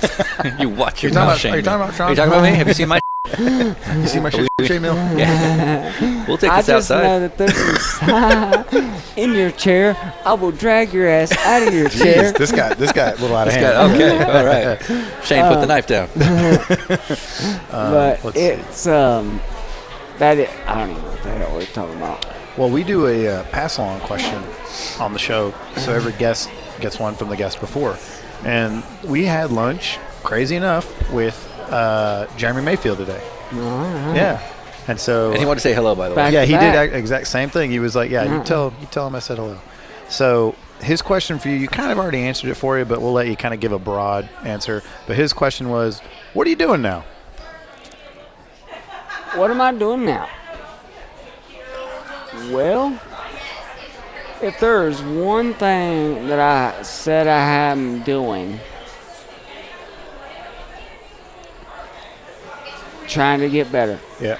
And then that's in 1,000 different ways. I Sure. mean, you know, health, strength, finance, Yeah. looks, You look good, brother. all Yeah, that you're doing shit. fine in the good. looks department. Gotta have it all. But I really need to say hello to. I'd like to pass him back to Jeremy. He's someone I watched growing up, and he kind of caught a little bit of shit that I did, and but he got through his and fought off his and found out that I guess he didn't do his, and I'm for sure I did mine. And but he's a good person to speak to and follow behind. That was good. I gotta That was a good say, I gotta ask, you've noticed, like, every girl I've noticed you've noticed, you're a man on the prowl. Like, are you any girls in your life? No, I actually purposely I'm too one-tracked minded, and that's all I would care about. Copy. So I don't need that in my life. Yeah, right. You got enough on your plate that you don't need to be Yeah, chasing I that mean, I down. got enough shit. I mean, I can't clean this plate I got, you know, so I can't put any more on it. All right, tomorrow we're having dinner with a guy named Tommy Byrne.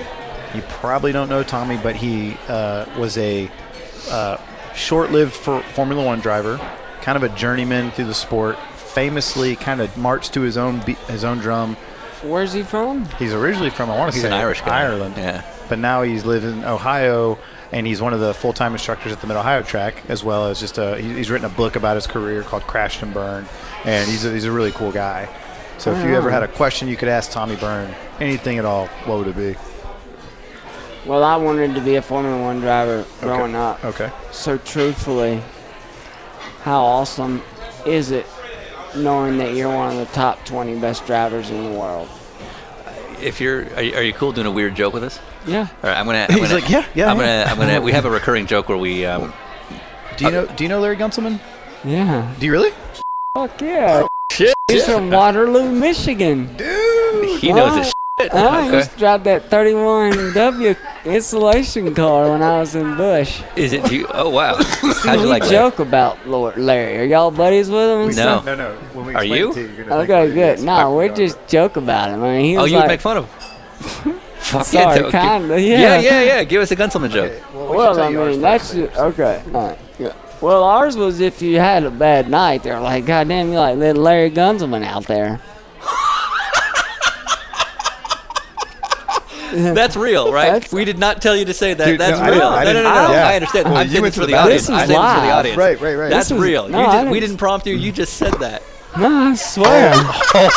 Holy Sean, you didn't say anything because I swear to didn't God. say anything to him. Okay, here's Now why. we have to tell you why. Yeah, this is why I was like, I Yeah, had a oh. feeling it was coming. I was like, oh, we've been all season, no joke. And like, keep in mind, you're the only guy outside of a buddy of ours who actually knows him. You're our like 20-something recording. So our first guest was Franchitti. Dario Franchitti. And we do every road trip we like steal something from the first episode and have like a running joke that we run through everything. So Franchitti tells us the story this year about how he crashes at Talladega, blows a tire, and like 100 yards later comes Larry Gunselman, slams into him, ruins Franchitti's. So all year we've been walking around, or this whole trip we've been walking around telling our guests if they could find a way to say the word Gunselman. Yeah, into one of their but stories. in any way, I already did. I just shared a right? great one. But most of these guys have never heard of them before, so they're like, "Yeah, sure." And here you are coming at us with the real. You guys were Gunselman. really walking around saying Gunselman. Man, I swear. I mean, yeah. They're That like, is the greatest thing you could have ever said. Well, that whole thing's going in Yeah, because this holy. do you have pictures? That's real. No, we don't know the guy at all. We don't know him. Like he's gonna hear about this through like Dorsey. Saying, Trader. look him up. He's like, look him up. It's a good idea, actually. Holy.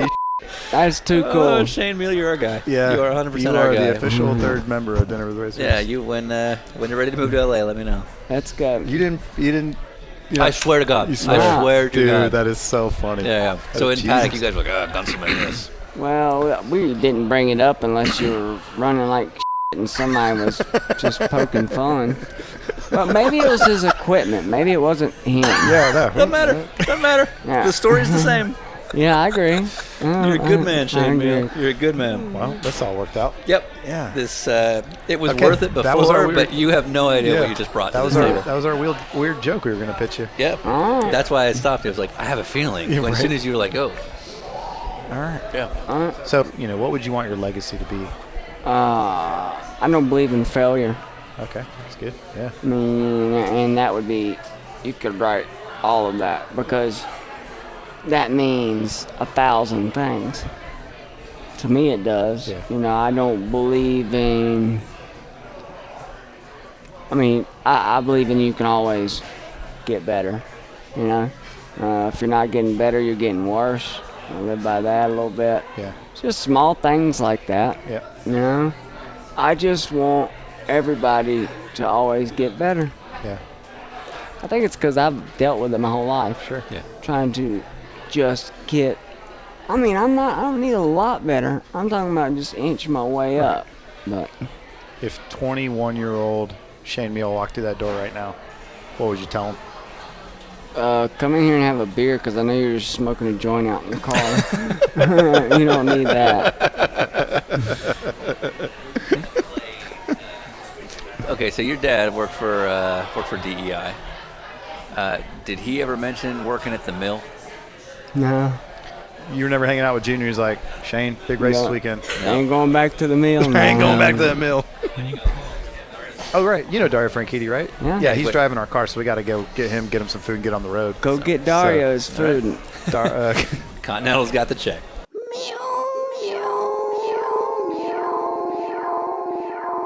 I'm finished.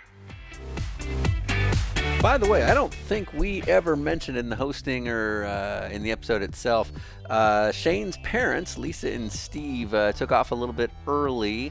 And what we didn't know was when they did that, they actually covered the check for us. So Continental did get the check in spirit, but actually Lisa and Steve Hmiel got the check on this one. So we never got a chance to properly thank them. So thank you. Wasn't necessary, but thank you nonetheless. So hope you enjoyed Shane. he fits in that company of just guys we feel like we could have just hung out with afterwards. He was just kind of one of us, and so hopefully we can see him around soon. He's an awesome guy. Anyway, we're going to revisit a band we played earlier in the season, a band called Fury. They submitted to us a few weeks ago, and here's another one of their tracks called Wake Up.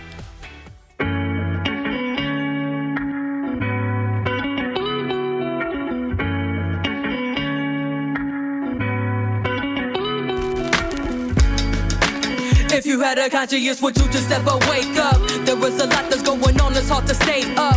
I'm a reminder to have faith and just stay prayed up. We get weary and in fear we have to make up. And they are dependent on us to come and rise up. It's crazy how we're still asleep until relaxed sleep. We can't see clearly like the bully, all our black sheep. But I just wonder, are you asleep? Or are you woke? I'm sick of all the people calling my people a joke. In my mind when I was born, I was given a vital purpose. I didn't utilize to be doing y'all disservice. Forget your punk ass and let us swallow our pride. We're not progressing, not progressions, that's why. And if not, we will remain to be affected. Our story getting our essence and our lives up in our present. Where the gifts were all oppressed. We'll stop the cycle of the bad habits. Too many years, too many tears that this law has inhabited. Dysfunctionalities in our reality. And let us make coming together the normality. Cause it's time to wake up, Papa, and it's time to wake up, Mama, and it's time to wake up, brothers, and it's time to wake up, sisters, yo, it's time to wake up, wake up, wake up, wake up, to my homies in the struggle, wake up, it's time to wake up, wake up, it's time to wake up, wake up, for the silly departed, to my mother, to my father, beg pardon if I start to shed a tear. Now it's harder, you ain't here. Got a daughter, though I swim through murky waters with these sharks, and it's dark. Still remember what you taught us, nothing death. No, it caught us off guard. Toughening this off hard. This life was yours to live, not all. So I forgive, cause you did what you was put on earth to do. Had kids, gave love, that was irreplaceable. Pray I make it to the age I can finally face the truth that life is what you make it. Please don't waste it chasing youth forever young, forever dumb. Search for wisdom where you from. Doesn't mean you will become what they say, cause when it's done, you're the author, the director. Life is precious. Protect it, don't infect it with the poison. Keep enjoying, but reject the ones that tempt you. They simple, they not even on your level. Try to pimp you, but walk tall and watch them live too. Wake up, yeah, Papa, and cause it's time to wake up, Mama, and it's time to wake up, brothers, and it's time to wake up, sisters, yo, it's time to wake up, wake up, wake up, wake up, to my homies in the struggle, wake up, it's time to wake up, wake up, it's time to wake up, wake up, and this is for my generation. No, we facing crossroads, uncertain of their goals. Others want the lost souls, and they drifting in the wind. No doors are opening. It's hard to find a friend, and your mind is struggling to comprehend predicaments you've been in. You try to be a hero, it makes you a villain. No feelings, but please don't let it numb you. No need for you to crumble if you fall down on your knees. Just pray one day you'll come to the need of realization. Saving civilization means giving your dedication, not living for recreation. Cause party is such a blatant way of stating lack of patience for the road the Lord is paving. Important that you stay in tune. It's time to make a statement. You ain't even gotta say it. All about the moves you making. You just gotta choose the pace and focus your mind. Watch the roads that wind begin to straighten, and your